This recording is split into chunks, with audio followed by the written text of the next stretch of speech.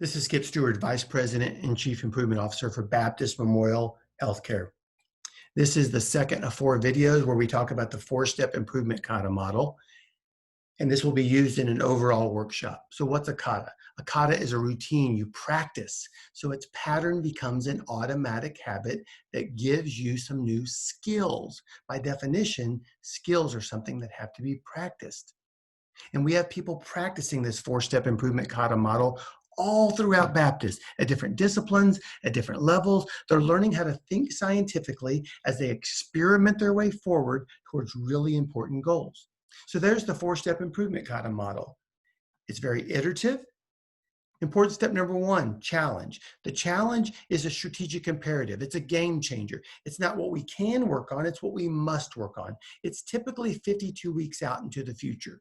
Now, each step is going to frame the next step. So important step number 2, current condition. Where are we at today in light of that 52-week challenge?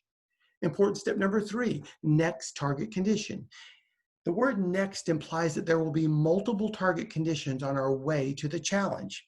So if the challenge is 52 weeks into the future, the next target condition is going to be about 2 weeks into the future.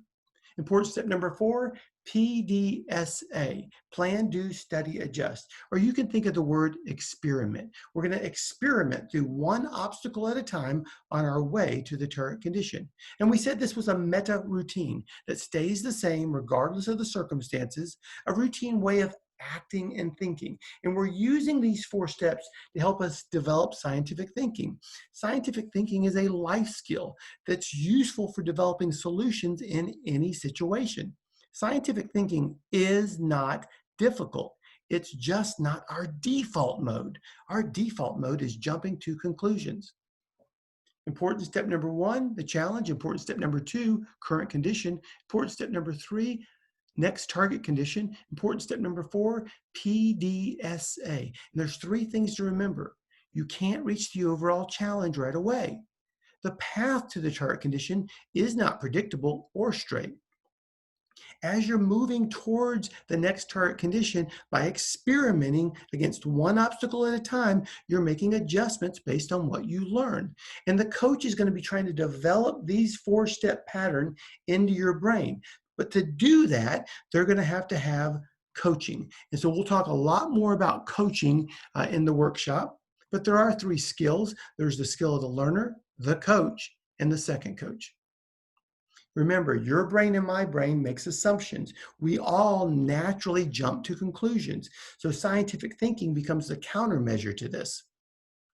Here's our 4 steps. And remember, as we're experimenting towards that target condition, we'll run into this thing called the threshold of knowledge. Think about that line being the limit of what we know up to this point. It's really the point when we no longer have any data, we have no facts, and we're just guessing. And we will run into many threshold knowledges as we move forward. You're going to hear the phrase pattern of work often. Think about when you've watched athletics or participated. As you watch the game being played, you may notice that some of the players have unique traits and characteristics, which are different from other players that are playing the same game on a different team. The coach may draw a picture of how they're playing the game today. They may draw another picture of how we need them to play the game in the future. So think about that when you think about the words or phrases pattern of work. Important step number 1, challenge. Let's look at some of the ingredients. 4 key points. Key point number 1, date and distant future. Key point number 2, desired pattern of work. Key point number 3, metrics. Key point number 4, start with one focused process. Important step number 2, current condition. Key point number 1, actual pattern of work now. Key point number 2, process characteristics now. Key point number 3, current process metrics now.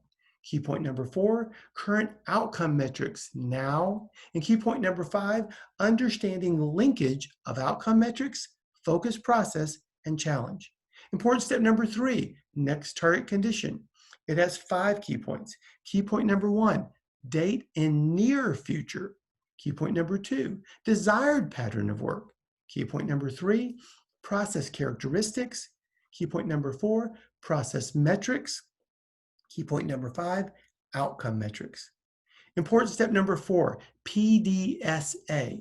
There's 4 key points there. Key point number 1, against one obstacle of the target condition desired pattern of work. Key point number 2, list what is expected to happen. Key point number 3, list what actually happened. Key point number 4, reflect what did you learn. Important step number 1, let's talk about the reasons for the key points. Key point number 1 is date and distant future. That's so that we understand the arrival time long term. Key point number 2, desired pattern of work. We want to understand how we need to play the game to win. Key point number 3, metrics. The reason is so that we establish and measure the gap from the current condition to the challenge. And key point number 4, start with one focused process. This helps us narrow our focus and see obstacles more clearly. Important step number 2, current condition. And let's talk about the reasons for those key points. Key points number 1, actual pattern of work now. That's so that we understand how is the game being played today.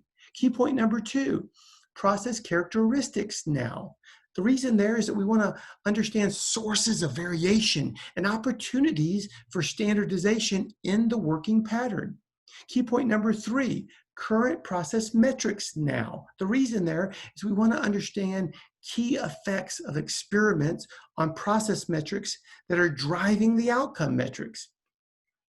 Key point number 4, current outcome metrics now. The reason is we want to establish and measure the gap from the target condition. And key point number 5, understanding linkage of outcome metrics, focus, process, and challenge.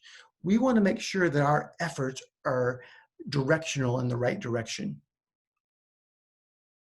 We'll get into the other steps in the other videos, but remember, a kata is a routine you practice, so its pattern becomes an automatic habit that gives you some new skills.